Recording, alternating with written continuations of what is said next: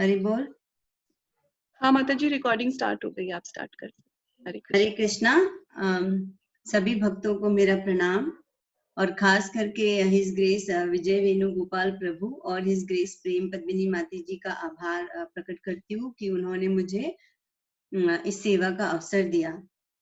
तो मैं भागवत गीता से कुछ बोल सकूं, वैसे मेरे में इतनी क्षमता है नहीं, पर फिर भी मैं पूरी कोशिश करूंगी। जो भी मेरी समझ में आता है उसी को मैं प्रभुपाद के तात्पर्य से मैं वापस दोहराऊंगी। तो इस्कॉन कोरमंगला सेंटर द्वारा आयोजित भगवत गीता यथारूप अध्याय 7, आज हम भगवत ज्ञान पर चर्चा करेंगे, हम समझेंगे। तो इसके पहले मैं अपने गुरुदेव, परम गुरुदेव और संप्रदाय के सभी आचार्यों के चरणों में नमन करती हूँ। ओम अज्ञानतिमिरान्धस्य ज्ञानाञ्जनशलाकया चक्षुरुन्मीलितं येन तस्मै श्रीगुरवे नमः। नमो ओम विष्णुपादाय गौराङ्गप्रेष्ठरूपिणे श्रीमते भक्तिविबुधाय वेदाय नेति नामिने। नमो ओम विष्णुपादाय कृष्णप्रेष्ठाय भूतले श्रीमते भक्तिवेदान्ता स्वामीति नामिने। नमस्ते सरस्वती देवे गौरवाणी प्रचारिणे निर्विशेष शून्यवादी पाश्चात्य देश तारिणे। जय श्री कृष्ण चैतन्य प्रभु नित्यानंदा श्री अद्वैत गदाधर शिवसादि गौर भक्त वृंदा। हरे कृष्णा कृष्ण कृष्ण हरे हरे, हरे राम राम राम हरे हरे। मुखं करोति वाचालं पंगुं लंघयते गिरिं यत्कृपातमहं वन्दे परमानंद माधवम्। तो अब तक आपने कर्मयोग और ध्यान योग के बारे में सुना और समझा। कर्मयोग में कृष्ण के ध्यान, कर्मयोग जो है हमें कृष्ण के ध्यान तक ले जाता है। वे पहले 6 अध्याय थे, अब मध्य के जो 6 अध्याय हैं इसमें हम भक्ति योग के बारे में समझेंगे। और इस योग के बारे में बेसिकली इस भक्ति योग के सारे अध्यायों को बीच में रखा गया है, क्योंकि मोक्ष के बाकी सभी मार्ग जैसे कर्म योग, ध्यान योग, अष्टांग योग आदि से बहुत महत्वपूर्ण है। और जैसे कीमती वस्तु को हम कैसे तिजोरी में रखते हैं सुरक्षित करके, वैसे ही भक्ति को संरक्षित किया गया है मध्य में। भक्ति हमारे जीवन का केंद्र है। फिर बाकी के अंतिम 6 अध्याय में हम ज्ञान योग के बारे में समझेंगे। भौतिक जगत और हम उससे कैसे पार हो सकते हैं, यही ज्ञान हमें मिलेगा। ज्ञान योग में आप प्रकृति, पुरुष, प्रकृति के 3 गुण, चेतना इत्यादि के बारे में जानेंगे और दैवी तथा आसुरी स्वभाव, श्रद्धा के विभाग आदि, मतलब आगे सब कुछ ये आगे के अध्याय में आएगा।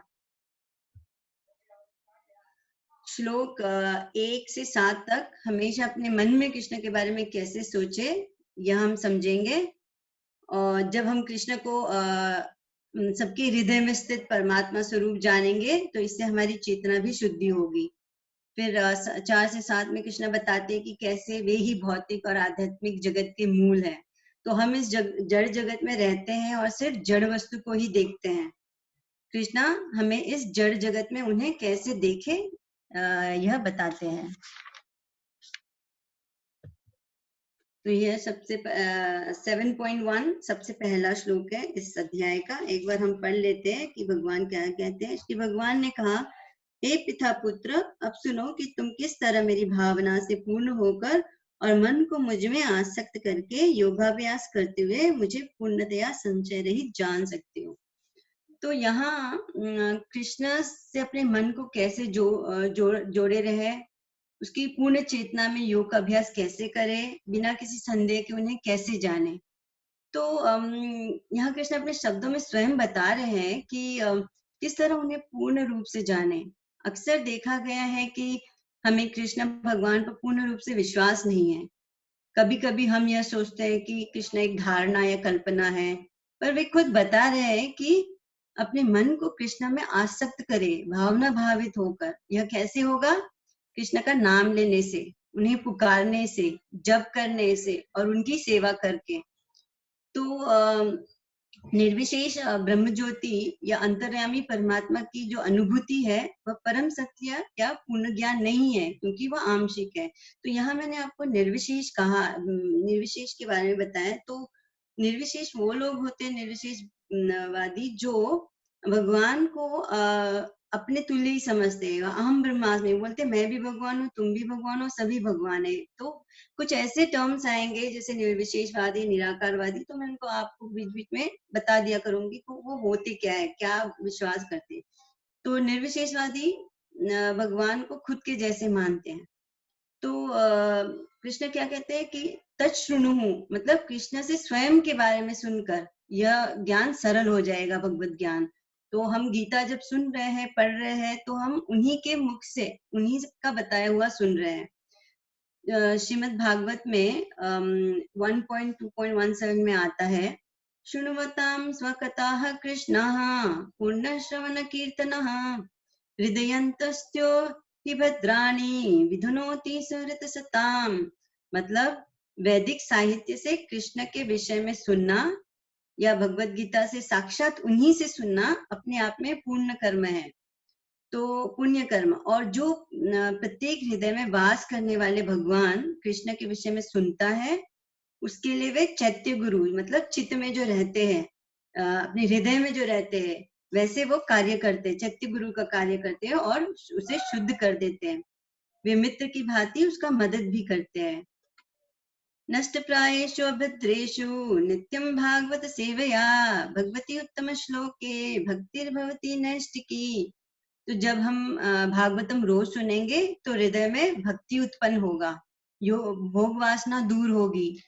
ऐसा सच्चा भक्त उनकी अमृतमय कथा सुनने के लिए हमेशा तत्पर रहेगा। अतः कृष्ण से या कृष्ण भावना भावित भक्तों के मुख से सुनकर ही कृष्ण तत्व को जाना जा सकता है। और 7.3 में कृष्ण कहते हैं कि कई हजार मनुष्यों में से कोई एक सिद्धि के लिए प्रयत्नशील होता है, और इस तरह सिद्धि प्राप्त करने वालों में से विरला ही कोई एक मुझे वास्तव में जान पाता है। तो पूर्ण ज्ञान, असाधारण दुनिया का ज्ञान, इसके पीछे काम करने वाला आत्मा, इन दोनों का स्रोत। तो पूर्ण ज्ञान क्या है? पूर्ण ज्ञान में प्रत्यक्ष जगत, मतलब ये हमारा संसार और आत्मा, जब दोनों का सम्मिलित होता है, उसका उद्गम वही दिव्य ज्ञान है। मतलब आध्यात्मिक और भौतिक ज्ञान दोनों का मिश्रण ही पूर्ण ज्ञान है। यह ज्ञान केवल ज्ञानियों की आत्मा का ज्ञान नहीं, तो ज्ञानियों को क्या रहता है उनके दिमाग में कि उनको ये मालूम रहता है कि हम आत्मा है, शरीर नहीं, और उनको कृष्ण के बारे में इतना ज्ञान नहीं रहता है। तो इसलिए पूर्ण ज्ञान कहा गया है, क्योंकि यह ज्ञान कृष्ण के बारे में है। तो योगी तथा जो ज्ञानी जन होते हैं, कृष्ण को पूर्ण रूप से नहीं जान पाते। बहुत कम लोग ही कृष्ण को जान पाते हैं।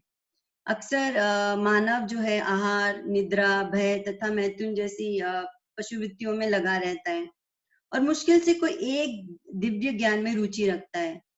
तो एक बार इतना मुश्किल है कृष्ण को समझना। एक बार ब्रह्मा स्वयं कृष्ण की लीला से भ्रमित हो गए थे। तो इसको ब्रह्म मोहन लीला आता है श्रीमद् भागवतम में।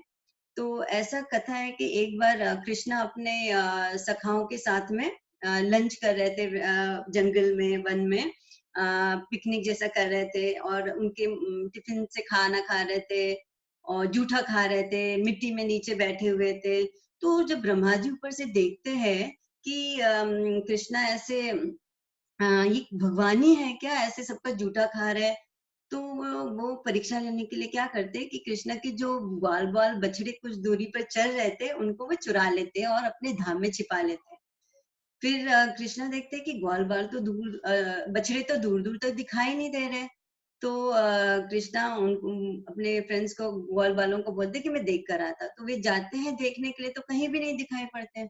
जब वे कृष्णा इधर आते हैं तो ब्रह्मा जी उनके सखाओं को भी चुरा लेते और अपने धाम में लेकर चले जाते। फिर कृष्णा वापस वहीं आते जहां पर वे टिफिन खा रहे थे, लंच कर रहे थे। तो देखते हैं कि उनके सखा भी नहीं है वहां पर।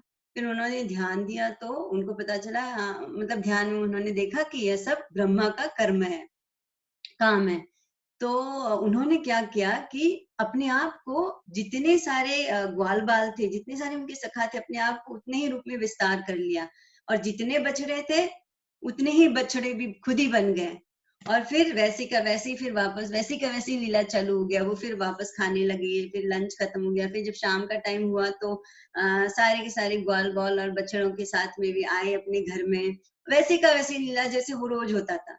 तो और देखा कि बलराम जी देखते हैं कि आज कुछ स्पेशल है, जितनी भी वरिष्ठ गोपियां हैं वृंदावन में, तो वे अपने पुत्रों से ज्यादा कृष्णा को प्रेम करती थी। तो उस दिन पर ऐसा हो रहा था कि वो अपने पुत्रों को ज्यादा प्रेम कर रही थी, और और जो गायें भी है, गाय भी कृष्ण को ज्यादा प्रेम करते हैं अपने बछड़ों से। तो पर उस दिन ऐसा हो रहा था कि सब बछड़ों को मतलब सब गाय अपने बछड़ों को चाट रही थी, इतना प्रेम जता रही थी। तो बलराम भी मोहित हो गए कि कुछ तो गड़बड़ है करके, क्या बात है करके। क्योंकि क्यों ऐसा हो रहा था, क्योंकि वे सारे कृष्णा ही थे, सारे ग्वाल बाल भी कृष्णा, सारे बछड़े भी कृष्णा। तो ऐसा ही चलता रहा 1 साल तक। तो जब ब्रह्मा जी के लिए तो यहाँ का जो हमारा 1 साल है, ब्रह्मा जी के लिए वह क्षण भर का है, क्षण भर है। मतलब जैसे स्वर्ग लोक में होता है, यहाँ का हमारा 1 साल स्वर्ग लोक में 1 दिन के बराबर होता है। 6 महीने यहाँ का जो उत्तरायण होता है वह वहाँ पर सुबह का टाइम होता है, और जो दक्षिणायन होता है वहाँ रात का टाइम होता है। तो वैसे ब्रह्मलोक में भी टाइम का डिफरेंस है। तो एक क्षण ही बीता था ब्रह्मलोक में, और यहाँ 1 साल गुजर गया ऐसे करते करते।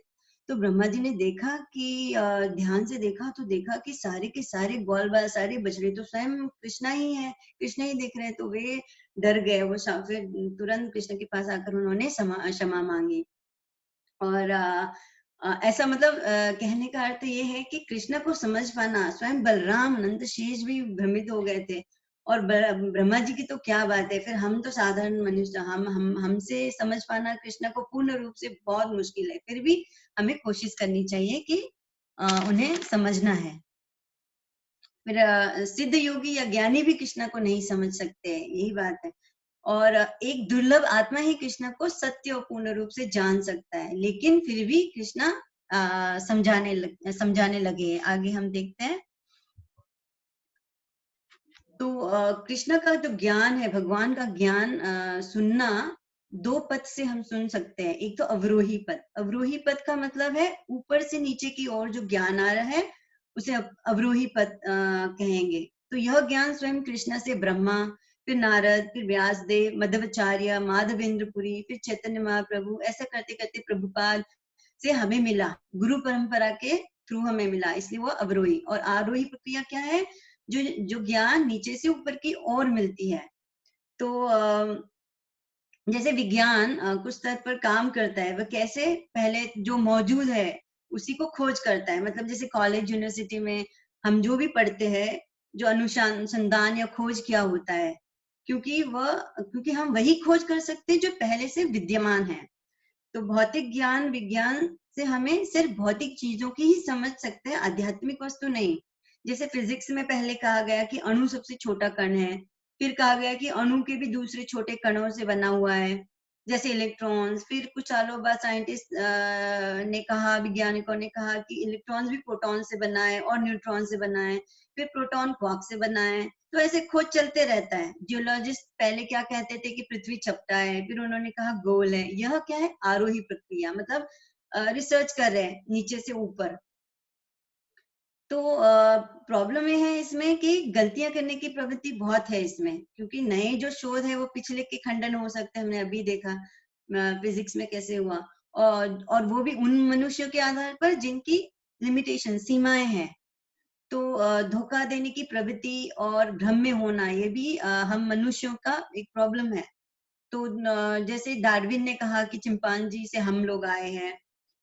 फिर और भी कहता है कि जिराफ का गर्दन लंबा है क्योंकि वो पेड़ों के पत्ते खाता है, इसलिए लंबा हो गया। और ऐसे कुछ लोग ऐसे भी बोलते हैं कि हम नीचे योनियों से आए, जैसे पशु पक्षी से हम विकसित होकर ऊपर की योनि में मनुष्य बने। तो ये सब एक पर फिर आर्कियोलॉजिस्ट ये भी बोलते हैं ना कि उन्होंने ऐसे योनियों के स्केलेटन खोज किए, जैसे डायनासोर, जो अभी हम दिखते भी नहीं है। तो ये सब गलत है, ये सब चिंतन जो है, धारणाएं गलत है। तो हमें इन पर विश्वास नहीं रखना चाहिए, क्योंकि मनुष्य में धोखा देने की प्रवृत्ति बहुत है। और फिर हम अपूर्ण, हमारी इंद्रियां जो है अपूर्ण है और सीमित है, लिमिटेशन है उसकी।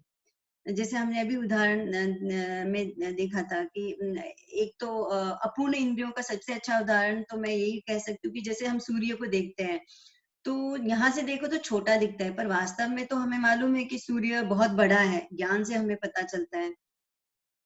तो इसलिए सही निर्णय करने के लिए सही स्रोत से आप जाए, जो परंपरा गुरु या शास्त्रों के हिसाब से हो। तो पर भगवान जो है, ईशोपनिषद में कहा गया है कि ओम पूर्णमद पूर्णमिदम, मतलब भगवान पूर्ण है, इसलिए भगवान में पूर्ण होने के कारण ये सब त्रुटियों से मुक्त है। और कृष्णा द्वारा दिया गया ज्ञान जो गुरु परंपरा से मिलता है, वही त्रुटियों से मुक्त है, और वही हमें सुनना समझना चाहिए, ना कि साधारण ज्ञान जो त्रुटियों से युक्त है।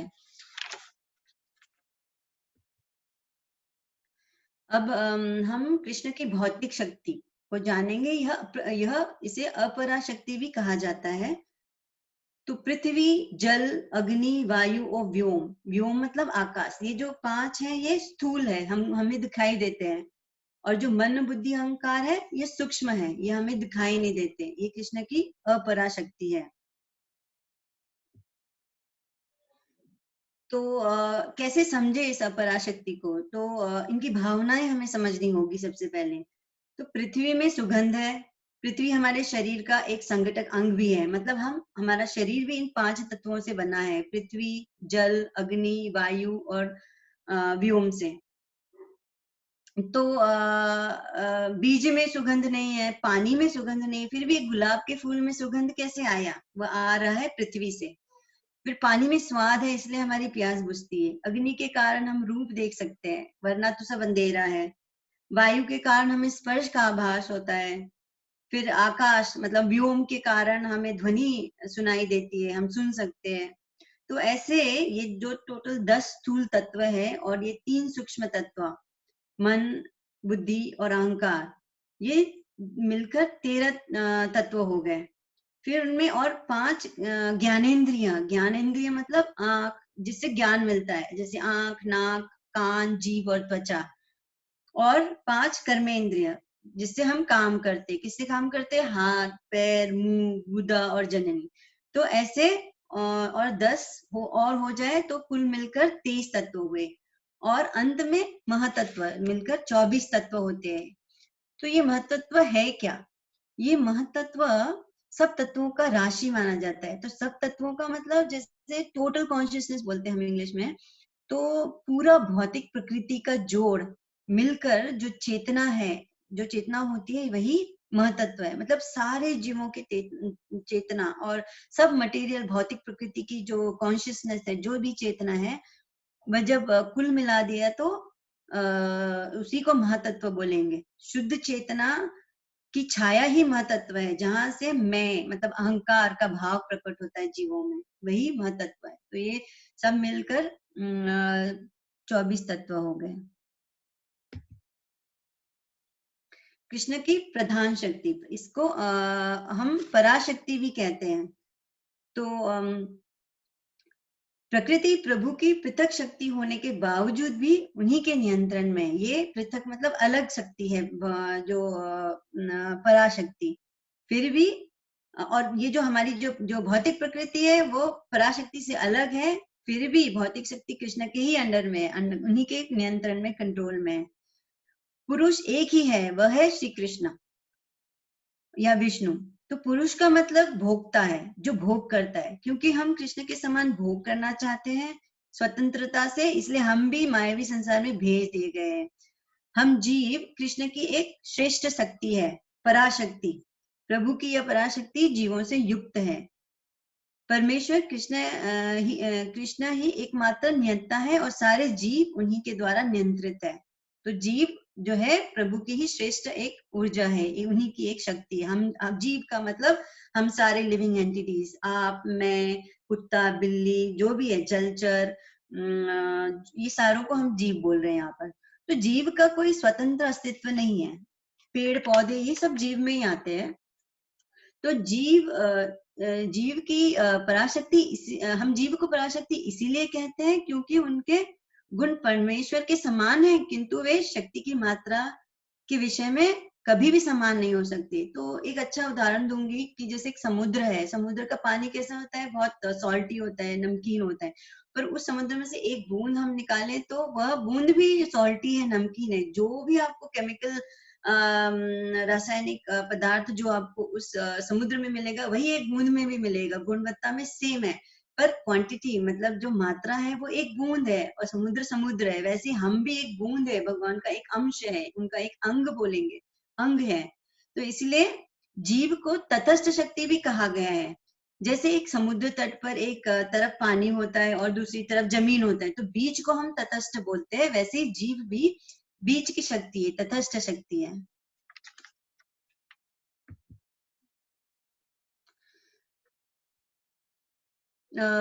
तो सभी यह 7.6 से इस स्लाइड में डिस्क्रिप्शन आया है, तो हम एक बार 7.6 पढ़ लेते हैं। कृष्ण कहते हैं, सारे प्राणियों का उद्गम इन दोनों शक्तियों में है। इस जगत में दोनों शक्तियां कौन सी है? परा और अपरा, भौतिक और भगवान की खुद की शक्ति परा। इस जगत में जो कुछ भी भौतिक तथा आध्यात्मिक है उसकी उत्पत्ति तथा प्रलय मुझे ही जानो। तो ये दोनों शक्तियां सभी वस्तुएं पदार्थ और आत्मा, ये दो शक्तियों से बना है। तो पदार्थ को अपरा बोलेंगे, आत्मा मतलब पराशक्ति। तो हम जो पदार्थ है वह आत्मा के आधार पर विकसित होता है। हम सोचते हैं कि इसका मतलब आपको समझाती हूँ कि जैसे हम सोचते हैं ना कि गर्भधान के समय पहले अंडा और वीर्य का संग होता है, फिर आत्मा आती है, पर ऐसा है नहीं। आत्मा वीर्य में हमेशा मौजूद रहता है। पहले आत्मा बारिश के साथ धरती पर गिरती है, फिर अन्न में आ जाती है, फिर वह अन्न खाकर वीर्य में आती है। तो इस भौतिक शरीर का इसलिए विकास हुआ है क्योंकि इसके भीतर आत्मा उपस्थित है। एक यह बालक धीरे धीरे बढ़कर एक कुमार तथा अंत में युवा बन जाता है, क्योंकि उसके भीतर यही आत्मा है। तो एक गर्भ में जो बच्चा होता है वही आत्मा लेकर, अब उसका शरीर बदलते जा रहा है पर आत्मा वही है। तो जो पदार्थ है मतलब जो मटेरियल बॉडी उसका है, वो इस आत्मा के आधार के कारण विकसित हो रहा है। अगर वो आत्मा ही नहीं है तो वो विकसित ही नहीं होगा, वो बड़ा ही नहीं होगा, वो ग्रो नहीं होगा। कृष्ण सब कुछ बनाते हैं, मिटाते हैं और पालन करते हैं। तो कृष्ण ये सृजन करता है, पालन करता है और विनाश करता भी वही है।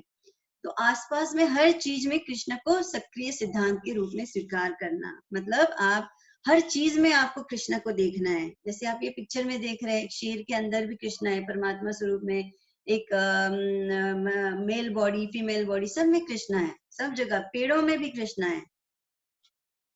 तो आगे 7.7 में कृष्ण कहते हैं, 7.7 में, हे धनंजय, मुझसे श्रेष्ठ कोई सत्य नहीं है। जिस प्रकार मोती धागे में गुंथे रहते हैं उसी प्रकार सब कुछ मुझ पर ही आश्रित है। तो आप देख रहे हैं एक मोती का माला दिख रहा है।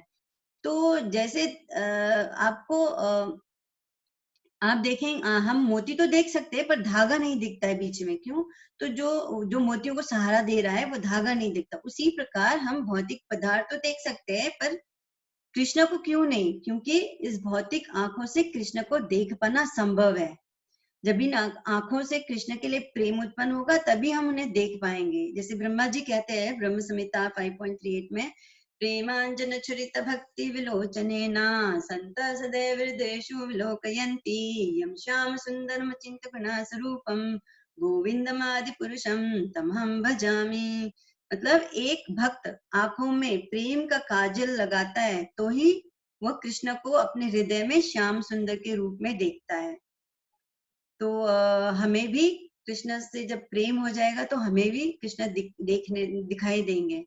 तो ब्रह्म संहिता में एक और चीज आता है कि ब्रह्मा जी कहते हैं, ईश्वर परम कृष्ण सचितानंद विग्रह। तो परम सत्य भगवान कृष्ण ही है जो आदि पुरुष है, यही है भगवत ज्ञान, यही पूर्ण ज्ञान है। समस्त आनंद के भंडार कृष्ण है। सत्य का मतलब है शाश्वत, चित्त का मतलब है चेतना मतलब ज्ञान, कॉन्शियसनेस, और आनंद मतलब सुख के सागर। तो हम ये अध्याय भगवत ज्ञान कहलाता है क्योंकि हमें भगवत ज्ञान, भगवान के बारे में समझना है। तो सबसे पहले उन्हें जानना है कि वे सच्चिदानंद विग्रह है, वो कोई निराकार रूप नहीं है, वे कोई निर्विशेष नहीं है, वो कोई एक दिखाई न देने वाली चीज नहीं है, वे साक्षात एक पुरुष है। आगे के श्लोक 8 से 14 तक हम समझेंगे कि कृष्ण ही सब कुछ का सार है। कुछ लोग अभी भी कृष्ण के सामने समर्पण क्यों नहीं करते, और आगे हम समझेंगे कि कुछ लोग मतलब ये कृष्ण की शरण क्यों नहीं लेते, क्योंकि वे 3 गुणों से भ्रम में हैं। तो वे ही मूल तत्व है, यही हमें आगे समझना है। तो ये 3 गुण है, मैं आगे आपको बताऊंगी क्या है। तो कृष्ण कहते हैं कि पानी का स्वाद मैं हूं। पानी का मूल गुण क्या है? यह कि वह प्यास बुझाता है, राइट। तो यह स्वाद ही है जो प्यास बुझाता है, वह स्वाद कृष्णा है। सूरज और चंद्रमा की रोशनी भी कृष्णा है, वह ब्रह्म ज्योति से निकलता है। ब्रह्म ज्योति क्या है? जो कृष्णा के शरीर में से जो लाइट निकल रहा है, वही ब्रह्म ज्योति है। मंत्र ओम एक दिव्य ध्वनि है, वह कृष्ण का शब्द रूप है। जैसे हरे कृष्ण महामंत्र भी भगवान का शब्द रूप है। हरे कृष्ण महामंत्र और कृष्ण में कोई फर्क नहीं है। मनुष्य में अनेक प्रकार की योग्यताएं होती है, वह भी कृष्ण है। सभी वस्तुओं में कोई न कोई सुगंध है, वह आती कहाँ से? पृथ्वी से, वह सुगंध भी कृष्ण है। इस प्रकार हर वस्तु में कृष्ण को याद किया जाना चाहिए।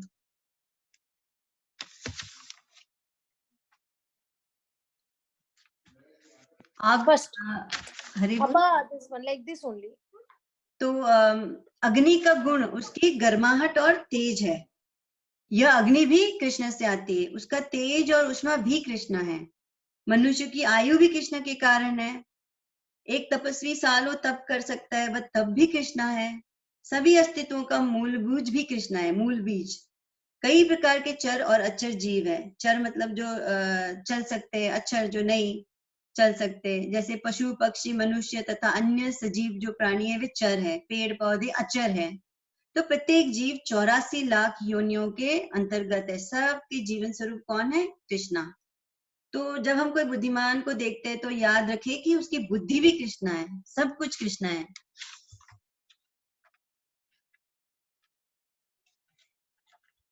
तो शक्तिशाली की शक्ति, यह भी कृष्णा ही है। जब हम कोई शक्तिशाली व्यक्ति को देखते हैं तो हम सोचते हैं कि ये भगवान है, पर वास्तव में ये शक्ति आया कहाँ से? भगवान से आ रही है उसमें। बलवान की ताकत, बलवान पुरुष की ताकत दुर्बलों की रक्षा के लिए होनी चाहिए, यह ताकत भी कृष्णा ही है। धार्मिक सिद्धांतों के अनुसार संभोग जीवन, गर्भपात और निरोधक योजना धर्म के विरुद्ध है, पर जब मैथुन या संतान की उत्पत्ति के लिए होता है तो वह काम, वह संभोग भी कृष्णा है।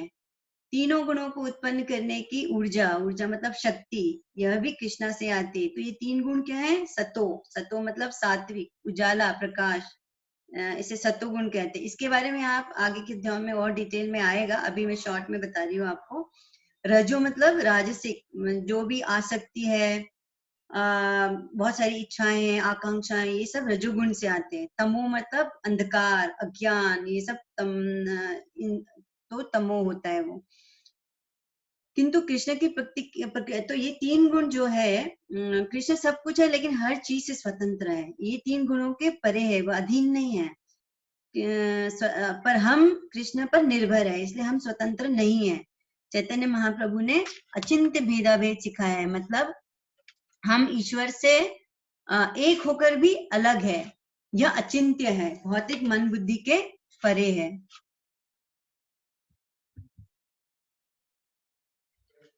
तो भ्रम को कैसे जीतना है? तो यह 7.14 में से आया है। 7.14 एक बार हम पढ़ लेते हैं। यहाँ कृष्ण कहते हैं, प्रकृति के 3 गुणों वाली इस मेरी दैवी शक्ति को पार करना कठिन है, किंतु जो मेरे शरणागत हो जाते हैं वे सरलता से इसे पार कर जाते हैं। तो 3 गुण, जैसे मैंने बताया, सतोगुण होने के कारण सतोगुण में प्रकाश प्रदान करता है। जैसे ब्राह्मण लोग होते हैं जो ब्राह्मण कहलाते हैं, उनमें सतोगुण डोमिनेंट होता है, मतलब एकदम प्रकट आता है, प्रकट रूप में दिखता है। फिर रजोगुण, इसकी उत्पत्ति असीम आकांक्षाओं इच्छाओं से होती है, जैसे क्षत्रिय।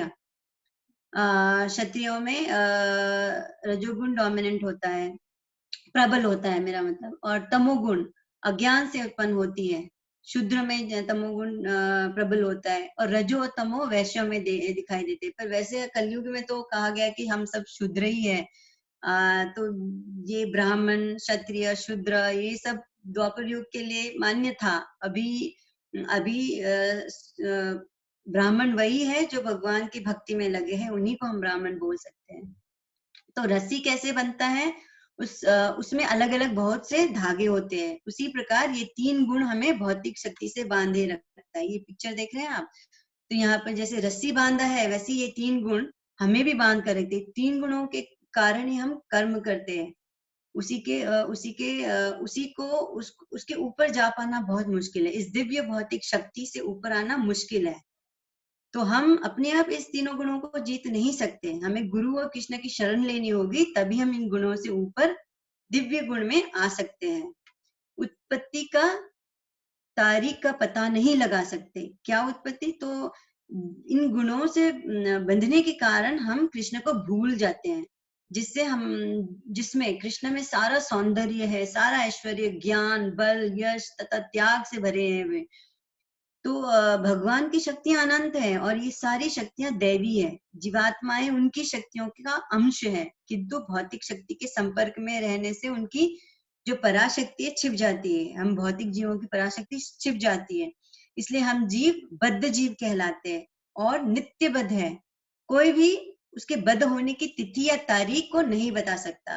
तो यही चीज यहाँ बताई गई कि हम कब यहाँ आए इस संसार में, कब से हमारा कर्मफल चालू हुआ, ये कोई नहीं बता सकता। बद्ध कब हुए हम, कंडीशन कब हुए, क्यों बंध गए इस रस्सी से, इस 3 गुण से। इसीलिए भ्रम से उबरने के लिए किसके पास जाना है? कृष्ण के पास। वे ही नियंत्रक है। इस प्रकृति के चंगुल से उसका छूट पाना, मतलब हमारा छूट पाना कठिन है। इस माया जाल को लांघने के लिए जीव को कृष्ण की शरण ही लेनी होगी, क्योंकि वे ही माया के नियंत्रक है। तो यहाँ पर श्लोक 15 से 23 तक, कृष्ण के शरण जाने से मुक्ति आसानी से मिल जाएगी, लेकिन हर कोई समर्पण क्यों नहीं करता? तो 4 प्रकार के लोग हैं जो समर्पण नहीं करते, 4 प्रकार के लोग जो समर्पण करते हैं। बुद्धिमान व्यक्ति उनमें से सबसे अच्छा है और कृष्ण को प्रिय है। कम बुद्धिमान लोग भौतिक लाभ के लिए देवताओं के पास जाते हैं। यह हम आगे समझेंगे डिटेल में।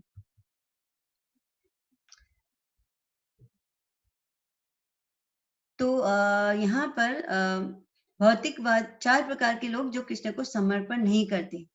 भौतिकवादी लोग पैसे के लिए कड़ी मेहनत करने में तल्लीन।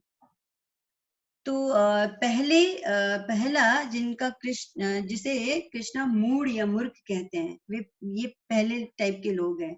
ऐसे लोग बस पैसे कमाने के भागदौड़ में लगे रहते हैं।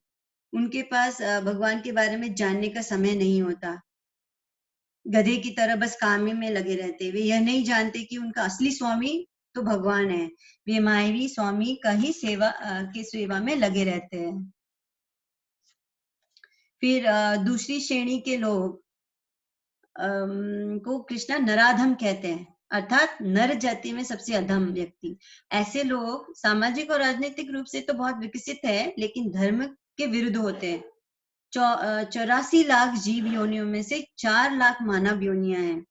इनमें से अनेक निम्न मानव योनियां हैं, जिसमें अधिकांश असंस्कृत है, पढ़े लिखे नहीं है। सभ्य मानव योनियों में वे हैं जिसके पास सामाजिक, राजनीतिक और धार्मिक नियम है। पर नराधम व्यक्तियों में धर्म नाम की चीज नहीं है, वे धर्म को बिल्कुल नहीं मानते। और तीसरी श्रेणी में कृष्णा कहते हैं कि माया या अपृहत ज्ञाना कहते हैं उन्हें, मतलब जिनका ज्ञान माया द्वारा हर लिया गया हो। वे अधिकांश बुद्धिमान व्यक्ति होते हैं, जैसे वैज्ञानिक, कवि, पर माया के प्रभाव से उनका ज्ञान शून्य हो चुका है, जिसके कारण परमेश्वर की वे अवज्ञा करते हैं। माया की भ्रम में वे पड़ जाते हैं। और चौथे में लास्ट वाला बता रहे नास्तिक, तो कृष्णा उनको चौथी श्रेणी में डालते हैं। परमेश्वर को वे नहीं मानते, और कुछ ऐसे भी होते हैं जो परमेश्वर को निर्विशेष रूप के अधीन मानते हैं। तो ऐसे 4 लोग हैं जो कृष्ण को समर्पण नहीं करते हैं। यहाँ पर भगवत गीता 7.8 से लिया गया है, तो हम एक बार पढ़ लेते हैं। कृष्ण कहते हैं 7.18 में कि निसंदेह सब उदारचेता व्यक्ति है, किंतु जो मेरे ज्ञान को प्राप्त है उसमें मैं अपने ही समान मानता हूँ, वह मेरी दिव्य सेवा में तत्पर है कर मुझे सर्वोच्च उद्देश्य को निश्चित रूप से प्राप्त करता है। तो ये 4 लोग जो कृष्ण को समर्पण करते हैं, उनके बारे में कृष्ण कह रहे हैं। कौन से प्रकार के हैं ये 4 लोग? एक तो सकाम भक्त, कर्म मिश्रित भक्त, मतलब कर्म के फलों की अभिलाषा के साथ जो भक्ति होती है वह सकाम भक्ति है। तो इसमें पहला आता है व्यतीत। व्यतीत मतलब दुख। यहाँ गजेंद्र का उदाहरण दिया गया है। तो गजेंद्र एक हाथी था जो पिछले जन्म में राजा था, और वो भक्त था भगवान का, भगवान की भक्ति करता था, पर किसी श्राप के कारण वह एक हाथी बन गया था। तो वो हाथी एक बार नदी में नहाने जाता है, तो एक मगरमच्छ उसका पैर पकड़ लेता है। बहुत साल हो जाते हैं, सालों निकल जाते हैं, वो अपने आप को छुड़ाने की कोशिश करता है पर कभी छुड़ा नहीं पाता है। और उसके बाद उसके जो फैमिली मेंबर थे वो भी उसको छुड़ा नहीं पाते, तो वो हताश हो जाता है। फिर दुख में आकर भगवान को याद करता है, उसको स्मरण आ जाती है भगवान की कि वह पिछले जन्म में भगवान की भक्ति क्या करता था, तो उसको स्मरण आती है विष्णु की। तो वह दुखी में भगवान विष्णु को स्मरण करता है। तो स्मरण करते ही विष्णु अपने गरुड़ में आते हैं और अपने चक्र से उस मगरमच्छ का वध कर देते हैं और गजेंद्र को मुक्ति दिला देते हैं। गजेंद्र उनकी स्तुति करता है, उन्हें एक कमल का फूल भी अर्पण करता है। तो इस तरह वो भगवान का भक्त दुख के टाइम में भगवान को याद कर रहा था। दूसरा है धन के इच्छुक। यहाँ पर ध्रुव महाराज का उदाहरण दिया गया है। तो ध्रुव महाराज उत्तानपाद के पुत्र थे। उत्तानपाद की 2 पत्नियां थी, सुरुचि और सुनीति। यह श्रीमद् भागवत से आता है कथा। तो जो सुरुचि थी वह ध्रुव की सौतेली माता थी। एक दिन ध्रुव अपने पिता के गोद में बैठ जाते हैं, तो उनकी जो ध्रुव की जो सौतेली माता है वह उसको फटकारती है और बोलती है कि तुम्हें अगर राजा बनना है या अपने पिता के गोद में बैठना है तो मेरी कोख से जन्म लेना होगा। यह सुनकर ध्रुव महाराज बहुत दुखी हो जाते हैं और वो अपनी माँ के पास जाते हैं, सुनीति। सुनीति भी असहाय थी, क्योंकि महाराज जो थे उत्तानपाद भी अपनी सुरुचि को अधिक प्रेम करते थे। तो सुनीति बोलती है तुमको बैठना है तो परम पिता के गोद में जाकर बैठो। तो पूछते कौन है परम पिता? विष्णु। तो कहाँ मिलेंगे? वन में। कैसे?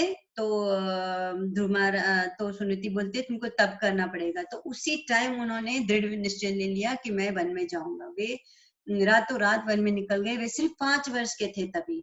तो वन में जाकर नारद मुनि मिले। नारद मुनि से उन्होंने दीक्षा ली और वे तप करने बैठ गए। 4 महीने के अंदर उन्होंने विष्णु के दर्शन पाए।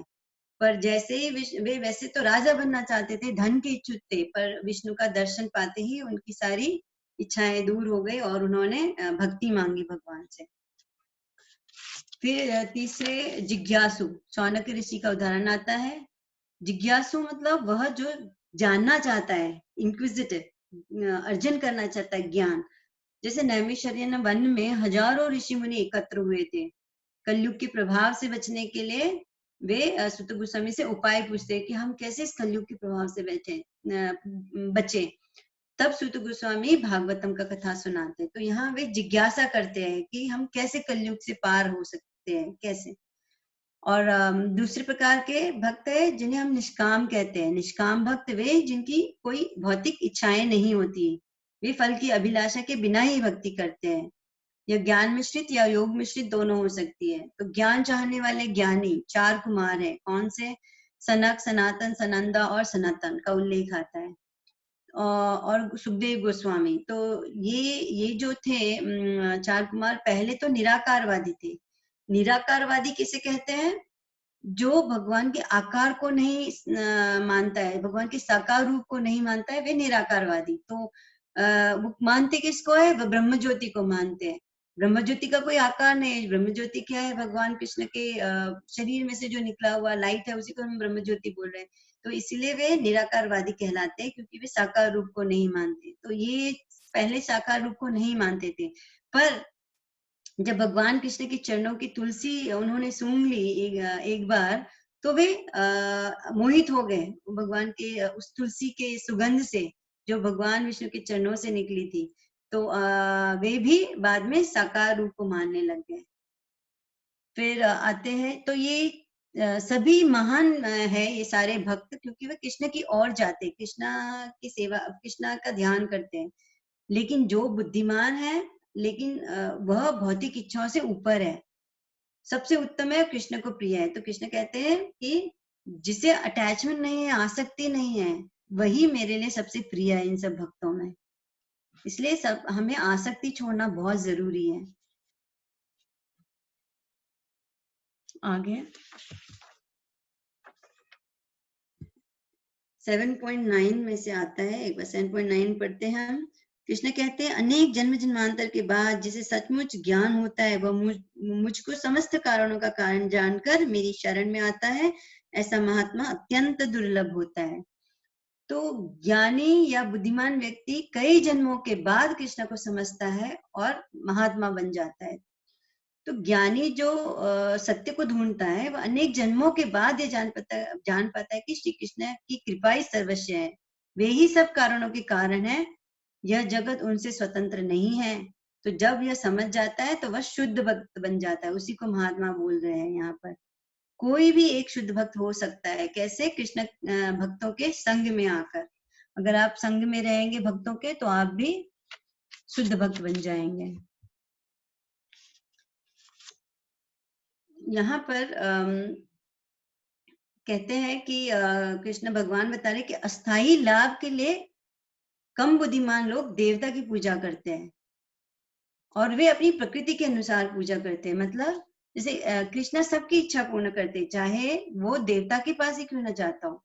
तो देवी देवता जैसे दुर्गा माँ, सूर्य देव, फिर इंद्रदेव, वायुदेव, जो भी है, मतलब सरस्वती, तो देवता के माध्यम से कृष्ण ही सबकी कामनाओं की पूर्ति कर रहे हैं। पर अगर कोई कृष्ण के पास जाता है तो भौतिक इच्छा के लिए ही सही, तो वे सोचते हैं, कृष्ण सोचते हैं कि इसको मैं कुछ ज्यादा दूंगा, वह कांच मांग रहा है पर मैं इसको हीरा दूंगा।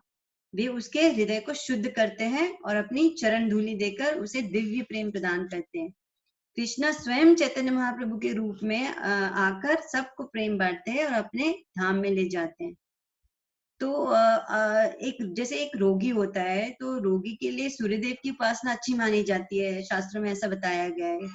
विद्या चाहिए किसी को तो सरस्वती की पूजा करनी चाहिए, किसी को अच्छा पत्नी चाहिए तो दुर्गा माँ की पूजा करनी चाहिए। तो ऐसे अलग अलग आते हैं, पर वो सब टेम्पररी रिजल्ट्स है, मतलब अस्थाई है।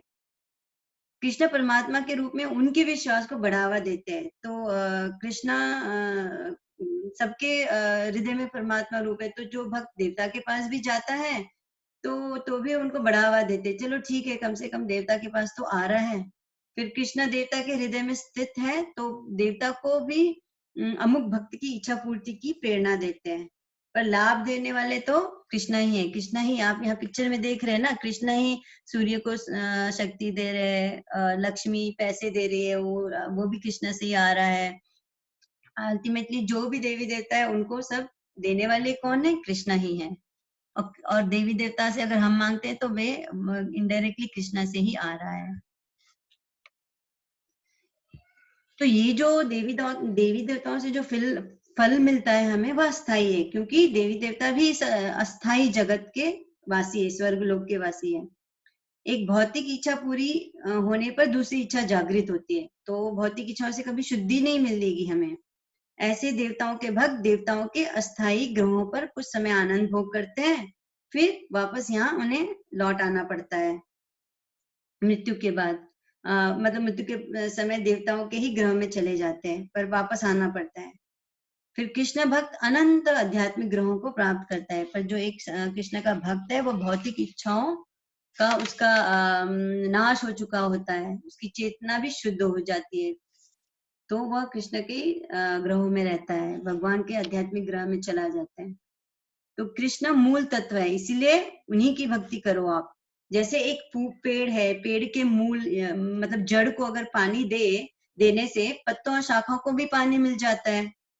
क्या सिर्फ पत्तों और शाखाओं को अलग से पानी देने से पेड़ को मिलेगा क्या? नहीं ना। तो देवता जो है वे पत्तों और शाखाओं की तरह काम करते हैं, भगवान की सेवक है। इसलिए आप सबसे विनती करती हूँ कि आप डायरेक्टली भगवान की सेवा करो। कृष्णा, भगवान कौन है? कृष्णा। आगे श्लोक 24 से 30 में आता है, कृष्ण के निराकार पहलू के सामने आत्मसमर्पण करने वाले अव्यक्ति का मतलब निराकारवादी कृष्णा उनसे स्वयं को ढक लेते हैं। पवित्र भक्त दृढ़ निश्चय के साथ की गई भक्ति युक्त सेवा के माध्यम से मुक्त हो जाते हैं। फिर अधिभूत, आदिदेव, आदि यज्ञ के बारे में आता है और भक्तों की संग की महिमा को बताते हैं। तो कृष्ण अपने आप को अभक्तों नास्तिकों से छिपा लेते हैं क्योंकि वे उनके हृदय की इच्छा को जानते हैं। यही हम आगे समझेंगे। यहाँ पर 7.24 और 7.25 में कृष्ण क्या कहना चाहते हैं कि बुद्धिहीन मनुष्य मुझको ठीक से न जानने के कारण सोचते हैं कि मैं पहले निराकार था और अब मैंने इस स्वरूप को धारण किया है।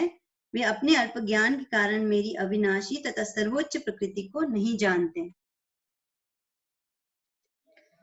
तो और 7.25 में कृष्ण कहते हैं, मैं मूर्ख तथा अल्पज्ञों के लिए कभी भी प्रकट नहीं हूँ। उनके लिए तो मैं अपनी अंतरंगा शक्ति द्वारा आच्छादित रहता हूँ, अतः वे नहीं जान पाते कि मैं अजन्मा तथा अविनाशी हूँ। तो मायावादी जो है वे ज्ञान रहित होते हैं। उनको उनके व्यक्तित्व को, कृष्ण के व्यक्तित्व को उनके अव्यक्त रूप की तुलना में हीन समझते हैं। तो देखिए, आप फर्क देखिए, जो निराकारवादी होते हैं, जो अव्यक्तिक है, निराकारवादी कौन है? जो भगवान के अव्यक्त रूप को की उपासना करते हैं, मतलब जो साकार रूप को की उपासना नहीं करते। तो जो निराकारवादी होते हैं वे तो सोचते हैं कि कृष्ण के रूप के ऊपर ब्रह्म ज्योति निराकार स्वरूप है। पर वे यह विश्वास डेफिनेटली करते हैं कि कृष्ण का जो रूप है वह दिव्य है पर निराकार है। पर मायावादी क्या मानते हैं? मायावादी सोचते हैं कि कृष्ण का स्वरूप भौतिक है, 5 तत्वों से बना, अग्नि, वायु, जल, व्योम और आकाश और क्या पानी, 5 तत्व जो है। तो ऐसा जो मायावादी ऐसा सोचते हैं कि ये 5 तत्वों से बना है, ऐसा समझना सबसे बड़ा अपराध है। निर्विशेषवादी जो है सब शास्त्रों को पढ़ने के बाद भी कृष्ण को नहीं समझ पाते क्योंकि उनकी बुद्धि कृष्ण के आंतरिक शक्ति से ढकी है। तो भक्ति युक्त सेवा के बिना कृष्ण को समझ नहीं सकते। कृष्ण ने अपने आंतरिक सामर्थ्य से भक्तों को ढक लिया है। आगे देखते हैं। यह श्लोक 7.26 और 7.27 से आता है। हे अर्जुन, श्री भगवान होने के नाते मैं जो कुछ भूतकाल में घटित हो चुका है, जो वर्तमान में घटित हो रहा है और जो आगे होने वाला है, वह सब कुछ जानता हूँ। मैं समस्त जीवों को भी जानता हूँ, किंतु मुझे कोई नहीं जानता। फिर 2.7 में आता है, 7.27 में, हे भरतवंशी, हे शत्रु विजेता, समस्त जीव जन्म लेकर इच्छा तथा घृणा से उत्पन्न द्वंद्वों से मोहग्रस्त होकर मोह को प्राप्त होते हैं। तो मायावादी बोलते हैं कि कृष्ण का शरीर भौतिक है और वे फिर वे भूत भविष्य वर्तमान को कैसे जानते हैं? यहाँ पर भी बोल रहे हैं ना, कृष्ण अतीत वर्तमान और भविष्य सबको जानते हैं। कृष्ण सब जानते हैं लेकिन उन्हें कोई नहीं जानता है। तो माया में होने के कारण वे कृष्ण के शरीर को भौतिक मानते हैं। कृष्ण से ईर्ष्या करने के कारण हम भी कृष्ण की तरह भोग करना चाहते हैं, इसलिए इस माया जगत में हम खेल खेल रहे हैं, कृष्ण के समान भोग कर रहे हैं, नियंत्रक होने का। पर चैतन्य चरितामृत में कहा गया है, अकेले ईश्वर कृष्ण आर्स भृत्य, मतलब केवल भगवान कृष्ण ही स्वामी है और अन्य सब दास है।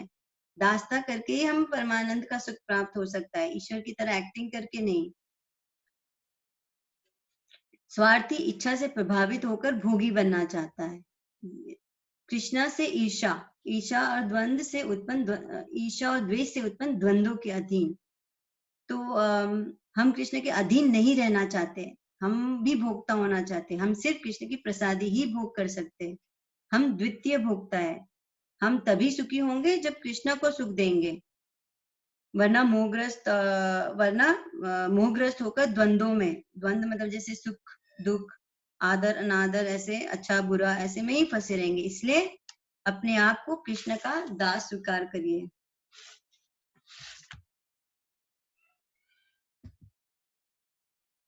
सभी आगे कृष्ण कहते हैं कि सभी जीव भ्रम में पैदा होते हैं। ये भ्रम है क्या कि मैं एक शरीर हूं, यही हमारा भ्रम है, पर सही में तो हम एक आत्मा है। कृष्ण कहते हैं कि जिन मनुष्य ने पूर्व जन्मों में और इस जन्म में पुण्य कर्म किए हैं, वे मोह के द्वंद्वों से मुक्त हो जाते हैं। तो हम द्वंद्व से प्रभावित हैं, पर जिन्होंने जो पवित्र है और पापी प्रतिक्रियाओं पर जिन्होंने विजय प्राप्त कर चुके, वे इस द्वंद्व से मुक्त हो जाते, इस भ्रम से, और संकल्प पूर्वक कृष्ण की सेवा में लग जाते हैं। वह एक शुद्ध भक्त है और शुद्ध भक्त के संपर्क में आते हैं ऐसे, और उन्हीं से उनका उत्थान होता है, आगे बढ़ते हैं। एक पापी, नास्तिक, मूर्ख और कपटी के लिए इच्छा तथा घृणा के द्वंद्व को पार करना कठिन है, पर चैतन्य महाप्रभु जो स्वयं कृष्णा के ही अवतार है, इतने दयालु हैं कि वे पुण्य पाप कुछ नहीं देखते, वे सबको बिना किसी भेदभाव के भगवत प्रेम बांटते हैं। भक्तों के सत्संग से जिसके पास पुण्य कर्म का क्रेडिट भी नहीं है, उसे भी भक्ति करने की सुकृति मिल जाती है। तो चैतन्य महाप्रभु साक्षात कृष्णा ही है।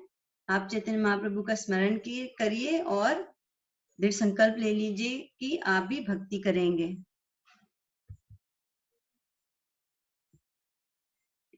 हमने जो पहले विविध प्रकार के भक्तों की चर्चा की थी, उनमें से जो निर्विशेषवादी ज्ञानी है, जो मुक्ति चाहते हैं इस जन्म में, इस जन्म मृत्यु जरा व्याधि, जरा मतलब बुढ़ापा, व्याधि मतलब रोग, तो यही सब होता है इस संसार में, जन्म मृत्यु जरा व्याधि। तो इसके चक्कर से जो भी मुक्ति चाहते हैं, वे भी अगर कृष्ण की शुद्ध भक्ति में लग जाएं, तो वे भी पवित्र होकर कृष्ण के धाम को जा सकते हैं। यही चीज यहाँ बताया गया है कि ब्रह्म ज्ञान में मुक्ति के इच्छुक बुद्धिमान कहलाते हैं, और वे भी कृष्ण की सेवा में ब्रह्म के रूप में कार्य करते हैं। शुद्ध भक्ति करता है, ऐसे लोग भी शुद्ध भक्ति करते हैं और अंततः आध्यात्मिक शरीर को प्राप्त हो सकते हैं, अगर वे कृष्ण की भक्ति में लगे रहे।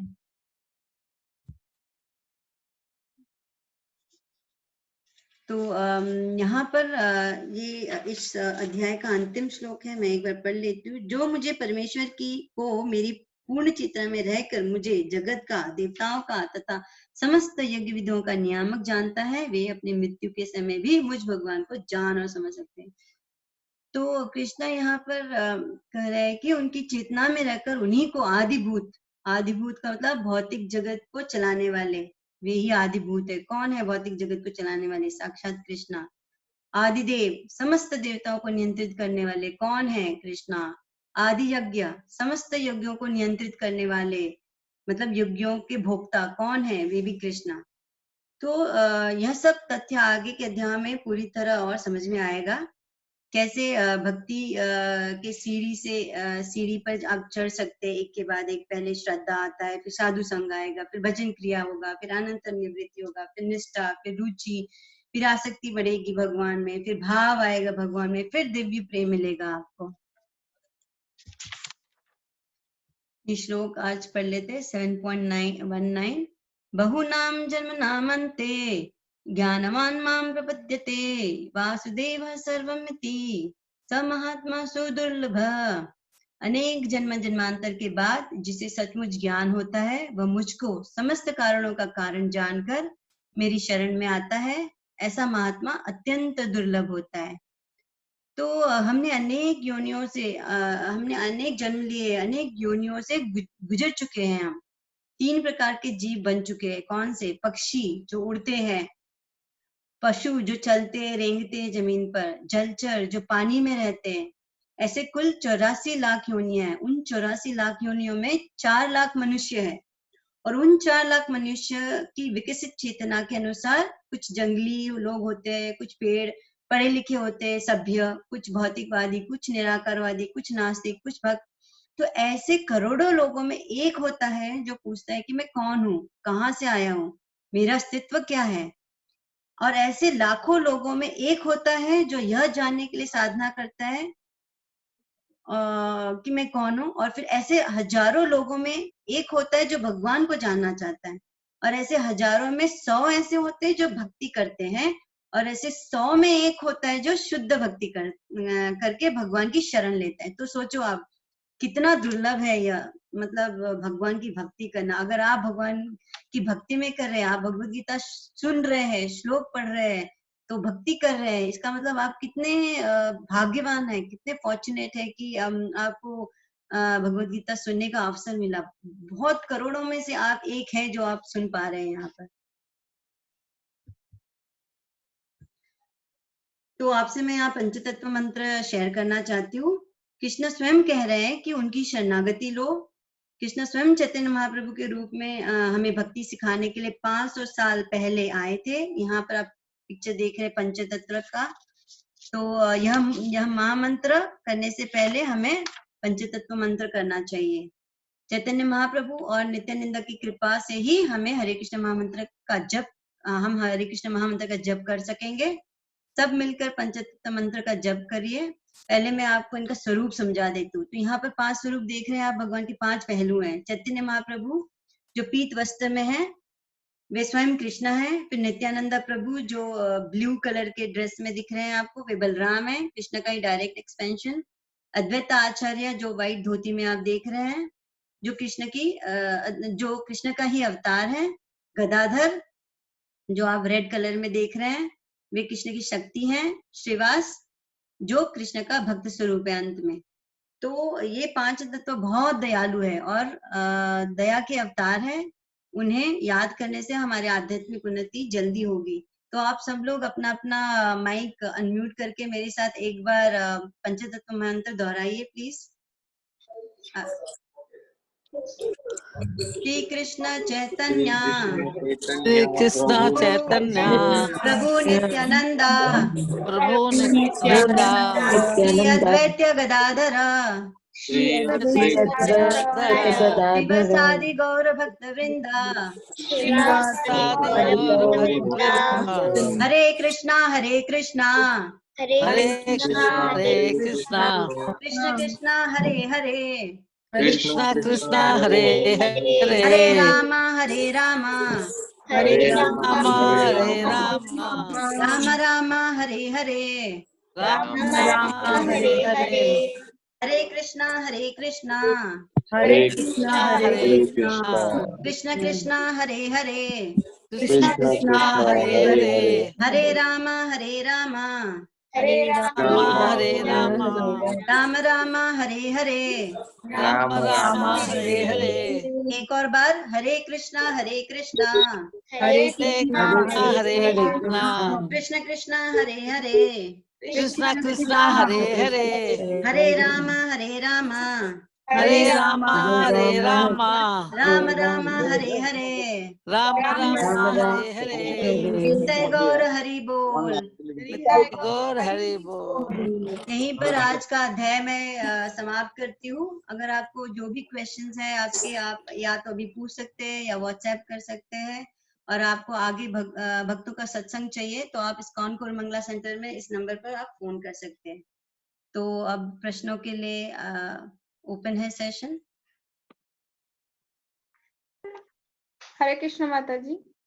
हरे कृष्णा माता जी, जो 24 बताया आपने, स्थूल और सूक्ष्म, स्थूल होता है 10 और सूक्ष्म होता है 3, हाँ, इंद्रिया 5 और 5 क्या है वही थोड़ा। 5 ज्ञानेंद्रिय, 5 कर्मेंद्रिय। ज्ञानेंद्रिय क्या होती है? जो ज्ञान देते हैं। तो ज्ञान में क्या क्या? नाक, कान। आप सोच सकते हैं ना। एक सेकेंड में वापस आपको एक बार बता देती हूँ। जी माता जी। वो स्लाइड में जाना पड़े। हाँ, तो कान, कान है सबसे पहले आंख, आंख से हम देखते हैं, नाक, नाक से हमको स्मेल सुनाई देता है, कान से सुनते हैं, जीभ से टेस्ट लेते हैं और त्वचा से फीलिंग आता है। तो ये ज्ञानेंद्रिय हुए। और कर्मेंद्रिय, दूसरे 5 कर्मेंद्रिय जिससे हम काम करते हैं, हाथ, पैर, मुंह, गुदा, गुदा मतलब पीछे का हिस्सा जहां से आप मलमूत्र त्याग करते हैं, और जननी जहां से मूत्र आता है, मतलब बच्चा भी निकलता है, वो जननी हो गया। तो ये दूसरे 5 कर्मेंद्रिय। तो टोटल हो गए अभी 23, राइट? ये 5 5 10 और ऊपर के जो 10 थे, स्लाइड में आपने देखा है ना, वो जो 10 आपने पढ़े थे। जी माता जी। तो ये टोटल 23 हो गए। और एक लास्ट है महातत्व। महातत्व। तो महातत्व क्या होता है कि टोटल कॉन्शियसनेस को हम महातत्व बोलते हैं, सब तत्वों का सार। तो जितने भी आपको जीव दिख रहे हैं, सब में चेतना तो होती है। तो सबका चेतना, जीव में सब कुछ आता है। ऐसा नहीं हम एक पहाड़ देख रहे हैं या एक पेड़ देख रहे हैं तो ये जीव नहीं है, ऐसा नहीं है। ये सब में, एक पहाड़ में भी, हम बोलते हैं ना, एक अणु में भी भगवान परमात्मा समाये हुए हैं। तो ये सारे सब भौतिक प्रकृति का, पूरे जितना भी आप सोच सकते हैं, आपके इमेजिन में जो भी आता है, सारे भौतिक प्रकृति की जो चेतना होती है, वही चेतना को जब हम सम करते हैं, टोटल करते हैं, जोड़ दे, तो वह होता है महतत्व। तो ये महतत्व भगवान जब विष्णु से कनेक्टेड रहता है, महाविष्णु से, तो ये शुद्ध रहता है चेतना पर जब वे जब विष्णु महातत्व पर दृष्टिपात करते हैं तो प्रकृति अलग हो जाती है और मटेरियल क्रिएशन होता है। तो ये आप आगे के अध्याय में आप जानेंगे, पर अभी आपको महातत्व यही समझना है कि सम टोटल है कॉन्शियसनेस, सबकी चेतना मिलकर जब हम अप्रकट होते हैं तो यही सब चेतना महातत्व बन जाती है। और पर वो जो अहंकार होता है, यही महातत्व से ही हमारा अहंकार भाव आता है। जो आप बोलते हैं ना, मैं, मेरा नाम, मैं अलका परीक हूँ या मैं मिलन हूँ, तो ये मैं का भाव जो है, इसको हम इंग्लिश में फॉल्स ईगो बोलते हैं। इसको फॉल्स ईगो इसलिए बोलते हैं क्योंकि ये सच नहीं है। सच ये है कि मैं एक शरीर हूँ, मैं शरीर नहीं हूँ, मैं एक आत्मा हूँ। ये 5 तत्व से बना हुआ शरीर तो आज है, कल नहीं रहेगा। सच तो यही है कि मैं आत्मा हूँ। तो आत्मा हूँ और भगवान का दास हूँ, ये हमारा सच्चा ईगो है, सच्चा अहंकार ये होना चाहिए। तो महतत्व से ही ये फॉल्स अहंकार आ रहा है। ठीक है माता जी? और कोई प्रश्न?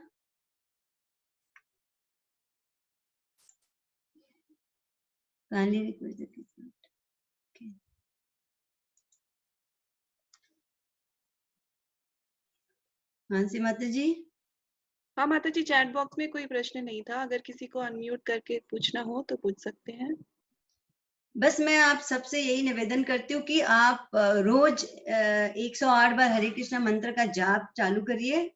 जो करते हैं वे और भी बढ़ा सकते हैं, और जो नहीं करते, बस 108, आपको ज्यादा से ज्यादा 10 मिनट लगेगा, 15 मिनट लगेगा।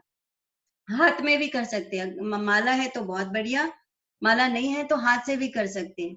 और अगर आपको ऐसा लगे कि 10 मिनट नहीं दे सकते आप, तो आप गाड़ी चला रहे हैं, ड्राइविंग कर रहे हैं, कहीं पर बैठे हुए, कहीं जा रहे हैं, कॉफी पी रहे हैं, चाय पी रहे हैं, जो भी कर रहे हैं आप, बस भगवान का एटलीस्ट मन में एक महामंत्र कर सकते हैं।